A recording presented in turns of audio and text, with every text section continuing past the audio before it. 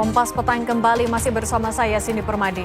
Saudara Menteri Hukum Supratman Andi Aktas menegaskan, pemerintah tidak akan lagi melanjutkan wacana penerapan denda damai bagi koruptor. Menkum mengklarifikasi mekanisme denda damai hanya berlaku untuk tindak pidana ekonomi. Terkait wacana yang dilontarkan sebelumnya, Supratman mengaku hanya ingin menjelaskan perbandingan bahwa ada mekanisme penyelesaian perkara di luar pengadilan untuk tindak pidana yang menimbulkan kerugian perekonomian negara, seperti pengampunan pajak atau tax amnesty. Menurut Supratman, selain tindak pidana ekonomi, tindak pidana korupsi juga mengakibatkan kerugian negara.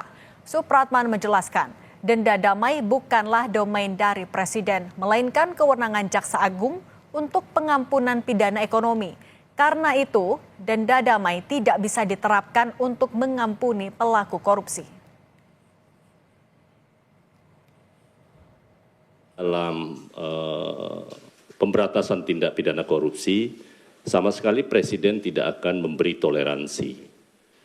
Yang saya maksudkan itu adalah mengcompare, karena undang-undang tindak pidana korupsi ataupun juga undang-undang kejaksaan khusus kepada tindak pidana ekonomi, dua-duanya itu adalah tindak pidana yang merugikan keuangan negara. Dan ini bukan barang baru terkait dengan proses pengampunan, karena kita sudah pernah melakukan 2 kali tax amnesty.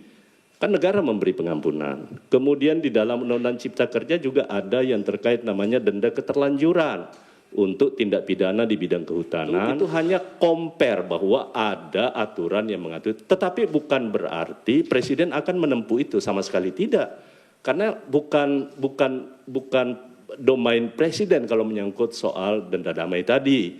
Itu adalah kewenangan yang diberikan kepada Jaksa Agung. Soal denda damai, sebelumnya Menko Polhukam periode 2019-2024 Mahfud MD menilai Menteri Hukum hanya mencari pembenaran dari gagasan Presiden Prabowo yang ingin mengampuni koruptor.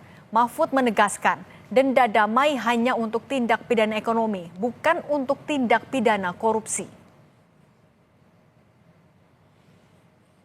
Pesan Pak Prabowo untuk kemungkinan memberi maaf kepada koruptor asal mengaku secara diam-diam dan mengembalikan kepada negara secara diam-diam. Itu kan salah. Undang-undang korupsi tidak membenarkan itu, hukum pidana tidak membenarkan itu. Lalu menterinya mencari dalil pembenar, itu kan ada di Undang-Undang Kejaksaan, denda damai. Denda damai itu hanya untuk tindak pidana ekonomi sesuai dengan Undang-Undang tentang Bea Cukai, Undang-Undang Perpajakan, dan Undang-Undang Kepabeanan. Itu hanya untuk tindak pidana ekonomi tertentu. Korupsi tidak masuk di situ.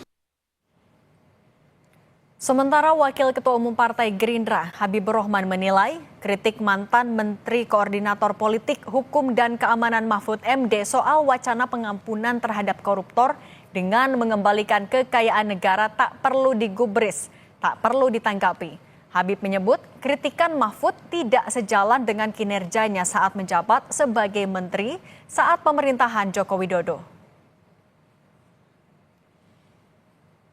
Pernyataan umum seorang pemimpin pemerintahan maupun pemimpin negara, kepala negara, nggak bisa dijawab dengan hal ihwal prosedural ala Mahfud MD. Mahfud MD ini orang gagal.